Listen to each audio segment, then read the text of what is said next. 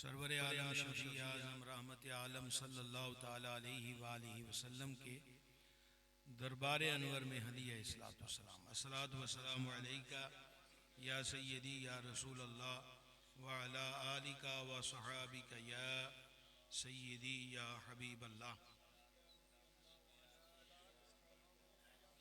आज का ये ख़त्म चेलम शरीफ की महफ़िल है।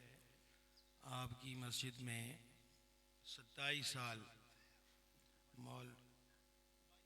22 साल मौलाना हाफिज़ मोहम्मद बुनियामीन साहिब ने इमामत के फ़राइज़ सर अंजाम दिए।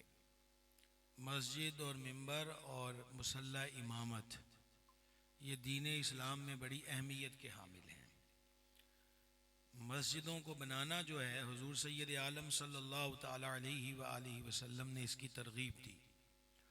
उम्मुल मोमिनीन सदीक़ा करीमा रदी अल्लाह ताला अन्हा इरशाद फरमाती हैं कि नबी पाक अलैहिस्सलातु वस्सलाम महल्लों के अंदर मस्जिदों के बनाने का हुक्म फरमाते और फिर उन मस्जिदों को खुशबूदार रखने का हुक्म फरमाते और मस्जिद की तामीर पर बहुत ज़्यादा अजर व सवाब बयान हुआ है अहादीस मुबारका में। मस्जिद नबवी अला साहिबा सलात वसलाम को खुला करना था, तोसी करनी थी, तो उसके पड़ोस में एक अंसारी साहबी रदी अल्लाह ताला अन्हु का घर था। हुजूर जाने नूर अलैहिस्सलातु वस्सलाम ने उनसे फरमाया कि तू जन्नत के मकान के बदले में अपना मकान मस्जिद को दे दे।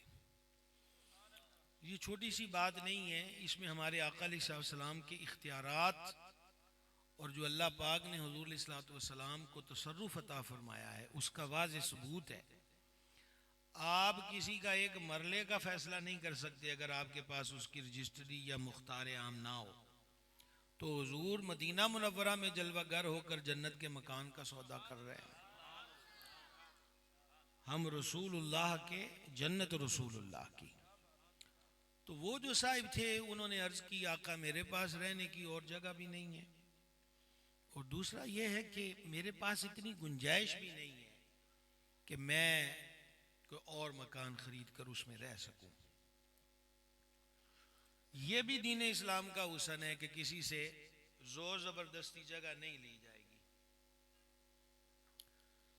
यह नहीं है कि किसी की जगह पे कब्जा करके मस्जिद बना लें। यह नहीं है कि उस आर्डर दे दिया जाए कि यह कैसा बंदा है, अल्लाह के घर को जगह ही नहीं देता, इसको निकालो मकान से बाहर, मकान गिरा के मस्जिद में शामिल कर लो। ये इस्लाम की तालीम नहीं है।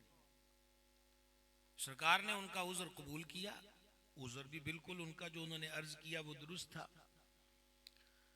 ये खबर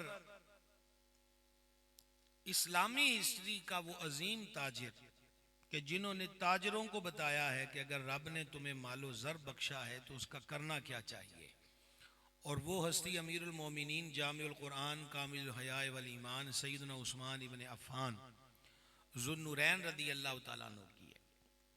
आपको मालूम हुआ कि यूं मकान की और उसके बदले जन्नत के मकान की बात हुई है, तो आप उस साहिब मकान के पास गए और फरमाया तू मुझे बेच दे ये मकान, पैसे लेके कहीं और बना ले। तो महंगे दामों आपने वो मकान खरीदा और उसके मालिकाना हकूक लेकर नबी पाक साहिब औलाक अलैहिस्सलाम की खिदमत में हाजिर हुए और अर्ज की हुजूर वो जन्नत दी गल ओदे नाल ही सी या कोई और भी पेश करे तो ओदे नाल भी है। हाँ, तो फरमाया जो पेश कर दे। अर्ज की मकान मैंने ले लिया है और जन्नत के मकान के बदले में पेश कर रहा हूं। सुभान अल्लाह। हजरत उस्मान गनी साहबा इकराम में वो अजीम जन्नती हैं कि जिन्होंने सरकार से जन्नत 2 मरतबा खरीदी है। 2 मरतबा खरीदी है। इसको इमाम हाकिम व दीगर ने इस रिवायत को कोट किया है। फिर आपसे एक सवाल चलते चलते पूछ लें, तुसी चीज हो ही बेच सकते हो जिहड़ी तुहाडी होए, ऐसा ही है। आप बोलते भी होते हैं, क्या नाम था गांव का, ढींगा वाला। अब इस नाम पर तो मैं कोई तबसरा नहीं कर सकता। आपसे पूछ रहे हैं, आप बोलते भी होते हैं। नहीं नहीं, मैं आपसे ये नहीं कह रहा कि आपको समझ आए ना आए आप सुभान अल्लाह क्या है, हरगिज नहीं। हमारी गुफ्तगू का मकसद कुछ समझना समझाना है। वो पाई चीज वही बेचोगे जड़ी तुहाडी है, तो सरकार जन्नत का मकान फरोख्त कर रहे हैं, तो फिर अब भी समझ में नहीं आती कि जन्नत किसके पास है। जन्नत खरीदी है। और सहाबाए कराम जिनसे वादा है कुल्लु वअदल्लाहुल हुस्ना, रब ने सबसे जन्नत का वादा किया है। उन जन्नतियों में ज़ुन्नूरैन वो आला दर्जे के जन्नती हैं कि जिनको वैसे भी कई बार जन्नत मिली है तो उन्हें बाकायदा खरीदी है, रजिस्ट्री है उन्होंने नाम। तो इससे मस्जिद की जो अहमियत है। और फिर एक और बात काबिल तवज्जो है, मस्जिद की तामीर, मस्जिद नबवी अलैहिस्सलातु वस्सलाम की जो तामीर है उसमें खुद नबी पाक अलैहिस्सलाम सामान उठाकर करम फरमाया। पत्थर लगाने इमारत में तो सरकार खुद पत्थर उठा के ला रहे हैं। इससे मालूम हुआ कि कोई कितना बड़े ओहदे पर हो, चाहे वो मजहबी एतबार से वो पीर फकीर दरवेश है, चाहे वो दुनियावी एतबार से हो, वो बादशाह है, वो ताजिर है, वो मिल आनर है, तेरी सरकार में पहुंचे तो सभी एक हुए। इस घर की जो खिदमत है और इसकी जो तामीर है वो सब के लिए एजाज की बात है, फख्र और सादत की बात है।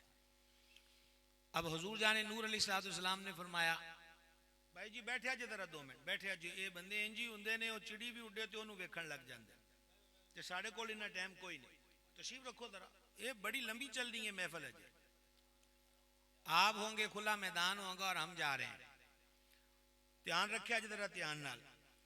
हुजूर जाने नूर सल्लल्लाहु ताला अलैहि वबारक वसल्लम के फरमाने पाक का मफहूम है कि जो मस्जिद की सफाई करे उसकी लाश गलती और सड़ती नहीं है। मौसम के एतबार से और जगह के एतबार से मैयत का जो वजूद फटना है उसके मुख्तलिफ टाइम पीरियड हैं, मुख्तलिफ टाइम पीरियड। बाद जगह खुश्क होती हैं, बाद तर होती हैं अंदर से, फिर गर्मी और सर्दी में इसका अलग अलग मामला होता है। लेकिन जो मस्जिद का कोई झाड़ पूंछ करता है, सफाई करता है ना, जाले ला देते, सफ़ा चाड़ देतियाँ, खुशबू लगा दी, कोई चीज़ पड़ी है तो बाहर उसको उठा के फेंक दिया, इतने अमल से ये अजर है कि उसकी लाज गलती सड़ती नहीं। तो जेड़ा सालां साल रब दी रज़ा लई मुसल्ले ते खलो के नमाज पढ़ाए, कबर चौदा भी तो कोई चंगा हाल होए। बात की समझ आई है, बात की समझ आई है, ये बात है। इसलिए मैं आपको ये, हमारे ये बुजुर्ग बैठे हैं, ये बातें ज़्यादा जानते हैं, हमारी नई पीढ़ी तो इन बातों से अब कहाँ आशना होगी। कभी वो वक्त था और ये सदियों पर मुहित सफ़र नहीं है। अभी कल की बात लगती है कि लोगों को कोई मसला प्रॉब्लम होता तो वो मस्जिद की सफाई करके दुआ मांगते थे और दुआएं कबूल होती थी, एतकाद होता था। आज बहुत कुछ है लेकिन अंदर से बड़े खोखले हो गए हैं, और वो पुख्ता यकीन और मोहकम यकीन, अल्लाह अकबर कबीरा। मैं अक्सर कहा करता हूँ कि कभी वो वक़्त था कि माइयां जनाब गौस पाक दी यारी पकानी, तो पकांदियां पकांदियां ना गौस पाक अगे हाड़ा पाना, तो अभी वो काम कंप्लीट भी नहीं होता था न्याज पकने का कि उनके मसले हल हो जाया करते थे। यकीन था। अल्लामा इस्माइल हक़ी अलैहि तफसीरुल बयान में लिखा है, ईमान के 5 किले हैं और उनमें एक किला यकीन है। अगर यकीन पुख्ता हो जाए तो क्या नहीं होता। अल्लाह हमें यकीन की दौलत अता फरमाए। अच्छा, ये था मस्जिद की सफाई करने वाला मामला। अब आपको एक मजमून इसका सही बुखारी की पहली जिल्द में है, और फिर इसके साथ मैं जो अगला हिस्सा इसका बयान करूंगा वो इमाम मुंजरी ने अत-तरगीब व तरहीब के अंदर लिखा है। यानी मैं आपको दौड़ा मैं यानी सुना रहा हदीस पाक, 2 किताबों का खुलासा आपके सामने रख रहा हूँ, तवज्जो है आपकी। एक बीबी साहिबा मस्जिद अनवर में सफाई की सादत हासिल करती थी, और वो सियाह फाम थी, जिनको हम अमूमी तौर पे हबशी कह देते हैं, स्याह रंग वाला कह देते हैं। सुल्तानुल आरिफीन ने फरमाया था, दिल काले कोड़ो मुंह काला चंगा, जे कोई इसनू जाने हो। उन्हें कहा बाहर दियां चिट्टियां कालियां रंगतां की हुंदियां ने, असल रंग ते दिल दा है, और अगर दिल रोशन है तो सुभान अल्लाह। तो वो मस्जिद बाग की सफाई की सादत हासिल करती थी, तो उनका इंतकाल हो गया। इस्लाम में जनाजे के मामले में कोई वो 2-2, 3-3 दिन रखने का कोई तरगीब नहीं है। हमारे यहाँ अपनी सोचों के तहत बहुत सारे मसाइल हैं। 2-2 दिन मैयत को रख देते हैं, फिर सर्द खानों में रख देते हैं। आप एक बात से समझ जाएं, हम हर मसला छेड़ेंगे तो तवालत में चले जाएंगे। अहदीस में यह मज़ामीन, इससे आप खुद महसूस करें, जब उसको कई कई दिन सर्द खानों में रख देते हैं तो खुदा जाने क्या हाल होगा। तो मुंह देखना किसी के लिए भी फर्ज वाजिब नहीं है। हमारे दीन में यह है कि बस इंतकाल हो गया, मुनासिब वक्त जब उसका गुस्ल, कफन और कब्र की खुदाई हो जाए, जनाजा पढ़ो तो दफीन करो। तो रात को ही उन बीबी साहबा का इंतकाल हुआ, रातों रात उनकी तदफीन हो गई। हुजूर जाने नूर अलैहिस्सलाम सुबह जलवागर हुए तो बकी शरीफ में ताज़ा कब्र देखी। फरमा ये कब्र किसकी है? अर्ज की वो बीबी जो मस्जिद में झाड़ू देती थी। तो फरमाया कि मुझे क्यों नहीं बुलाया? सही मुस्लिम जनाजे वाले चैप्टर में हदीस है कि सरवर आलम अलैहिस्सलाम ने फरमाया ये कब्रें अंधेरी हैं, इनमें बड़े अंधेरे हैं, मुझे अपने जनाजों में बुला लिया करो, मेरा जनाजा पढ़ाने की बरकत से अल्लाह कब्रों को रोशन व मुनव्वर फरमा देता है। जो गदा देखो लिए जाता है तोड़ा नूर का, नूर की सरकार है क्या इसमें तोड़ा नूर का। मैं गदा तू बादशाह भर दे प्याला नूर का, नूर दिन दूना तेरा दे डाल सदका नूर का। तो अब सहाबाए किराम अलैहि मुरिदवान ने क्यों नहीं सरकार से अर्ज की? ये उन सरकार के मुरीदों का अदब था कि जब सरकार आस्थाना पर तशरीफ ले जाते अलैहिस्सलातु वस्सलाम, एक तो वो हुजूर के दरवाजे पे दस्तक नहीं देते थे, और अगर अशद जरूरत होती दस्तक की तो वो नाखूनों से दस्तक देते थे। ये तो माइक की आवाज आई है ना, आप नाखून से खटखटाएं तो क्या आवाज होगी। और बेहतर तरीका वो ये इख्तियार करते थे जो सूरतुल हुजरात में रब ने सिखाया है कि आके बैठे रहा करो, जो तुहानू को काम होवे तो मेरा महबूब जो मर्जी नाल बाहर आए तो उदों अपने काम दस लिया करो, ना आवाजें दिया करो, ना खटखटाया करो। ये मफहूमी अल्फाज बोल रहा हूं। और दूसरा वो इसलिए भी आस्थाना शरीफ पे दस्तक नहीं देते थे कि कहीं इस वक्त सरकार पे वही का नुज़ूल ना हो रहा हो। और तीसरा यह है कि कहीं ये जाने जाना अलैहिस्सलाम के आराम का वक्त ना हो। क्या अदब है। ख्वाजा निज़ामुद्दीन औलिया महबूब इलाही सुल्तानुल मशाइख रहमतुल्लाह अलैह के मलफूजात में है, मैं उसका भी आपको निचोड़ पेश कर रहा हूँ।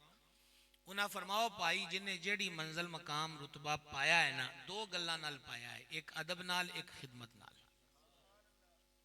एक अदब से, दूसरा खिदमत से। हुजूर जाने नूर अलैहिस्सलातु व तस्लीम ने फरमा ठीक है चलो हम इसकी कब्र पे जनाजा पढ़ते हैं। आप हमारे उलमा से सुनते हैं, ये गुरुसर से हमारे बाबे हैं जनाब, अल्लाह इनको सलामत रखे, हज़रत मौलाना मोहम्मद इसाक साहब हैं, इधर हमारे मखदूम शाह साहब बैठे हैं, दीगर उलमा में सबके नाम नहीं जानता।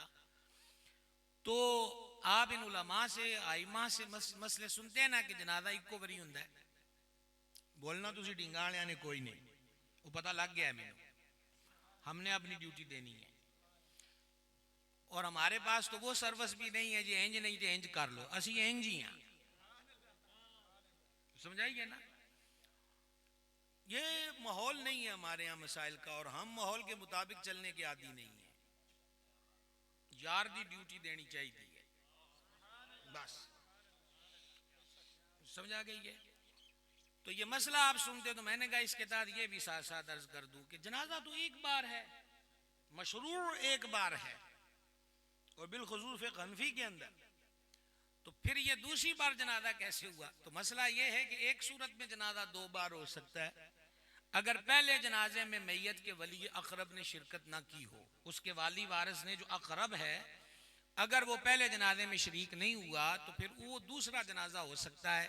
लेकिन दूसरे जनाजे में ना पहला इमाम होगा और ना वो लोग होंगे जो पहले जनाजे में शरीक हैं।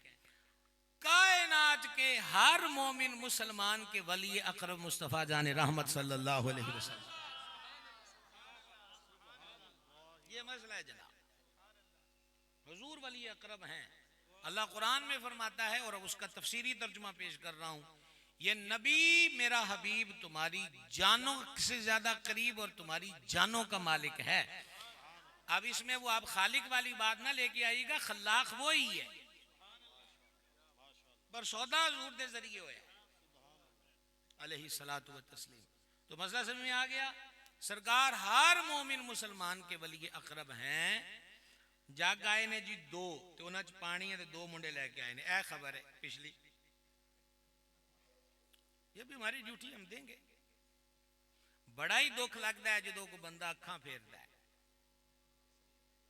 इस दर्द को कोई क्या जाने, इस दर्द को कोई क्या जाने। जब कोई पीछे मुड़ के देखता है तब भी बड़ा दुख लगता है, और जब कोई रुख फेरता है तो तब भी। शायद गालिब का शेर है, उसने कहा था कि हम भी तस्लीम की खू डालेंगे, बेनियाजी तेरी आदत ही सही। बस ये मैं इख्तिताम पे पहुंच चुका हूँ, ज्यादा समा खराशी नहीं करूंगा।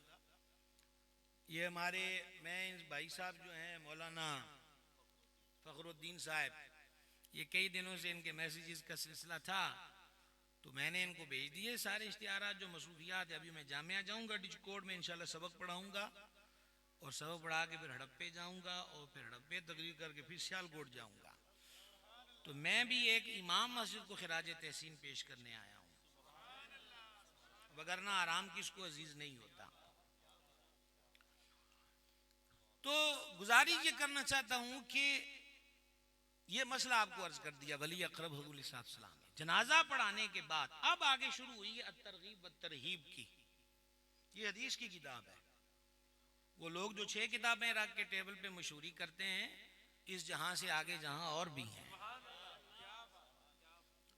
तो उसके अंदर ये मजमून है कि जब हुज़ूर सल्लल्लाहु अलैहि वसल्लम ने उनकी कब्र शरीफ पे जनाजा पढ़ा लिया, तो जनाजा पढ़ा के फरमाया, ए अल्लाह की बंदी, ए अल्लाह की बंदी। और वैसे वहां माना बनता रब की बांदी, या अम्मत अल्लाह, ओ रब की बांदी, ओ रब की बंदी। केड़ा अमल चोखा फायदे आला पाया ही कब्र च।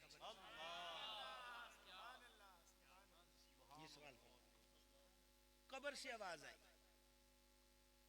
या रसूल अल्लाह अलैहि सलाम, मफहूम पेश कर रहा हूं। बड़ियां नेकियां दे फायदे वेखे पर जिहड़ी मसीत दी सफाई वाला वेख्या है, वो मकाम ही वक्र। और इख्तिताम की तरफ आऊं, इमाम के लिए मेरे करीम आका सल्लल्लाहु ताला अलैहि वसल्लम ने फरमाया, इमाम तुम्हारे और रब के दरमियान सफीर है।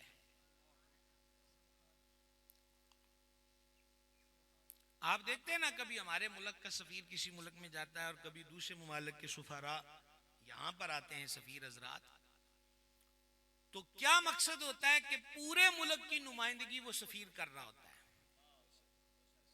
ऐसा ही है जनाब, पूरे मुल्क की। तो करीम ने किस हसीन अंदाज से समझाया है कि मामला तोड़ा है रब दे नाल, ते तुसी भावे पीछे 5 मुक्तदी खलोते हो, ते भावे 5000 खलोते हो, तोड़ा सफीर तोड़ियां गल्लां मोहरे होके करने वाला इमाम हुंदा है।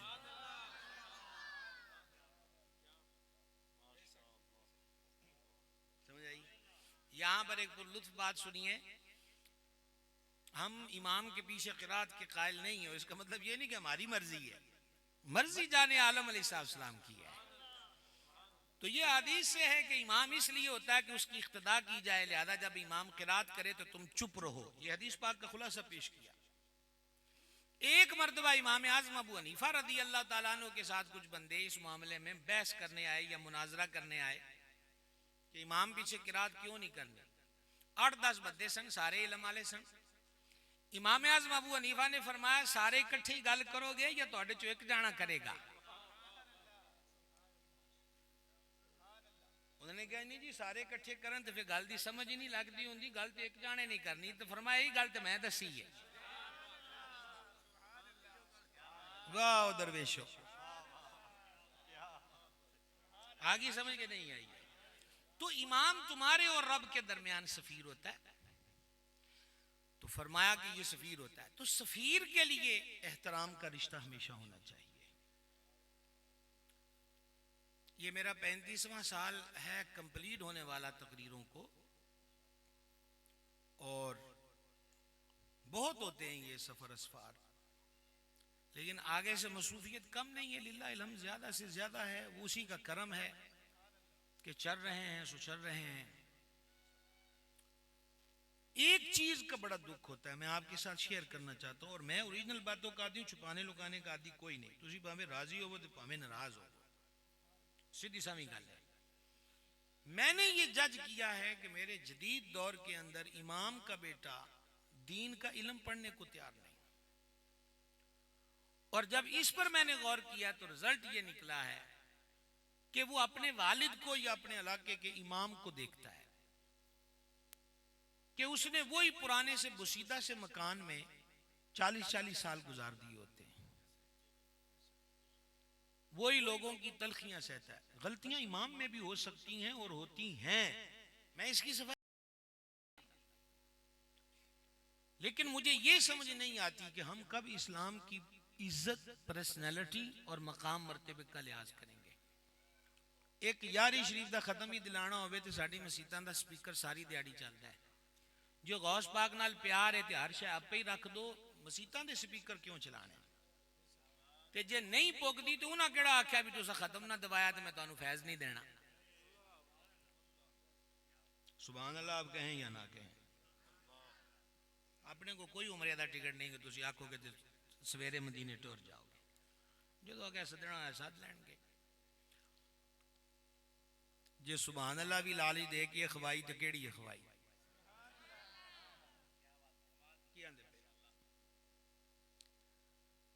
इस चीज को समझे। मुझे नहीं पता मेरी बात को आप कहां तक समझ रहे होंगे, लेकिन मैं आदी हूं, मैं सो बात कर रहा हूं, चेंज लेकर आए। मुसलमानों का आज भी 2026 में मेरे आका अलैहिस्सलाम का जो जिंदा मौजूदा सर बुलंद करता है और दुनिया जहां के तमाम तर मुखालिफीन इस्लाम को आज भी, वो जिसको कहते हैं ना सीना तान कर चैलेंज करता है कि मुसलमान दी पग ऊंची करता है मौजूदा, वो कुरान पाक है।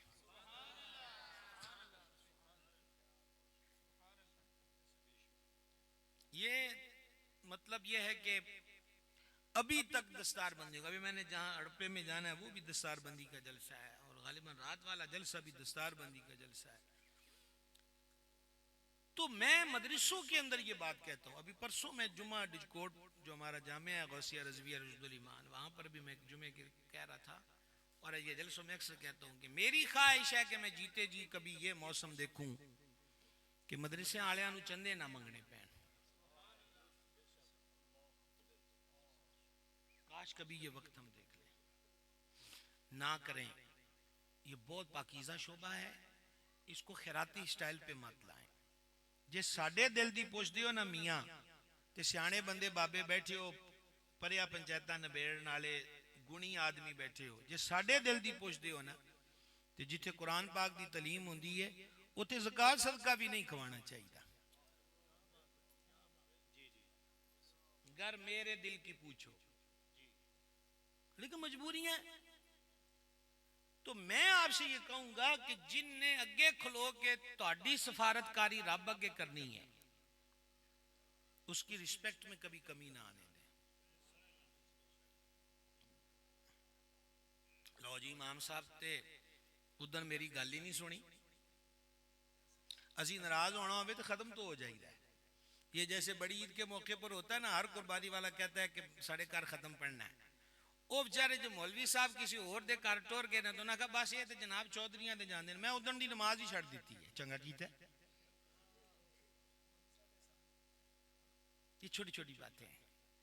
एक ही बात करूंगा, गल एक नुक्ते विच मुकदी है। जे समझना चाहोगे तो थोड़ी बड़ी मेहरबानी होगी।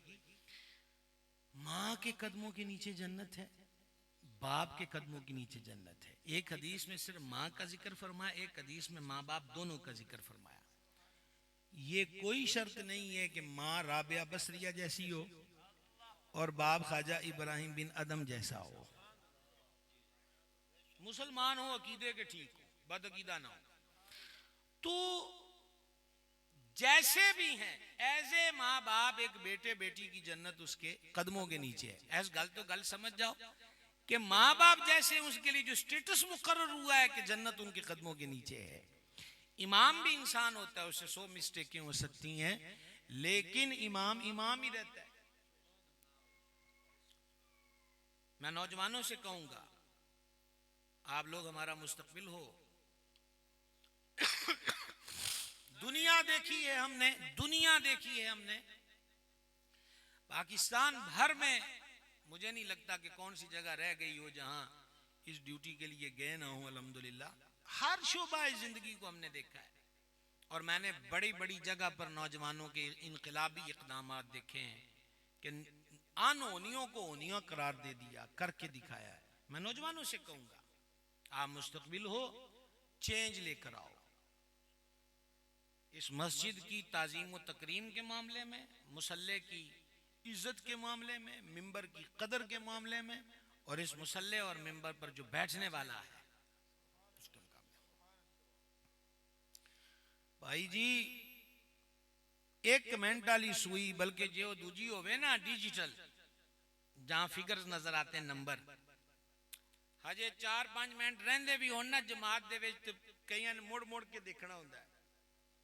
और वो मुड़ मुड़ के देखना इमाम के लिए होता है। और नजरों नजरों में दाएं बाएं वालों को पैगाम, देखो मौलवी नहीं आया आज,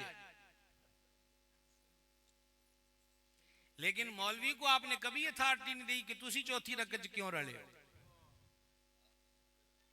2-3 रले सर मेरे ना सुभान अल्लाह कहने वाले, मैं आप गवा लेने, मेरी आदत है।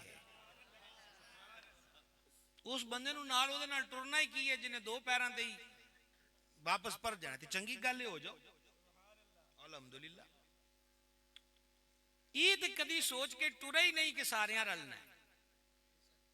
ये सोच के टुर दे ते पहले दिन ही ना बह जाते कि सारे कोई नहीं रलना। समझ के बात? इमाम को भी तो अथॉरिटी दो, वो आपका सफीर है, वो चौधरी से भी पूछ सके, वो कामे से भी पूछ सके, हाँ भाई क्यों लेट आए हैं। ये बड़ी सख्त ड्यूटी। और मैं आखिरी बात आपसे करूं, ये जंग आप आगे चले जाएं तो अब ये पैंसरा गुजर के आगे जंग, तो वहां पर एक बंदा हुआ है, वो डिप्टी था, कुदरतुल्लाह शहाब उसका नाम है। तो डिप्टी रहा है जंग का, और फिर उसके बाद ब्यूरोक्रेसी के अंदर उसको बड़ी अच्छी कारकर्दगियां और जॉब वगैरह आप कह लेंगे, जिम्मेदारियां मिली। और साथ साथ ये था कि कुछ दरवेशों की सोबत मिल गई, जिसको बोलते थोड़ा सा जी तसव्वुफ का तड़का लग गया। तो कुदरतुल्लाह शहाब ने अपनी आप बीती पर किताब भी लिखी, शाहबनामा उसका नाम है। कुदरतुल्लाह ये कहता है कि मैं एक पाकिस्तान के बर्फीले इलाके में गया, सख्त सर्दी थी और बर्फबारी भी हो रही थी। तो चूंकि ये सरकारी विजिट था, तो वो जो ऐसे मकामात होते हैं तो मुकम्मल हीटर और जो वाशरूम वगैरह में पानी वो भी मुकम्मल गीजर वाला। तो वो कहते हैं कि मैं ना लेटा हुआ था, नमाज का आदी हो चुका था। तो उसने कहा वो नमाज के करीब का अलार्म बजा, तो हालांकि रजाई भी नहीं की है, तो हीटर भी चलता पिया है, तो जिथे वाशरूम जाना हो पानी भी गीजर आला है, गर्म है, नो प्रॉब्लम। लेकिन उसने कहा फिर भी मैं अभी करवटें ले रहा था कि रजाई से बाहर निकलना है। इतने में पहाड़ से, बर्फ से ढपे हुए खित्ते में पहाड़ से फजर की अजान की आवाज आई। अगला जुमला आप समझ जाओ।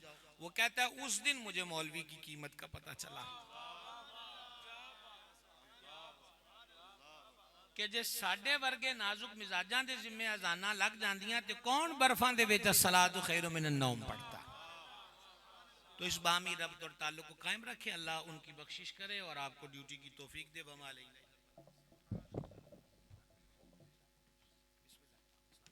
आप जारी रखेंगे, आप जारी रखें।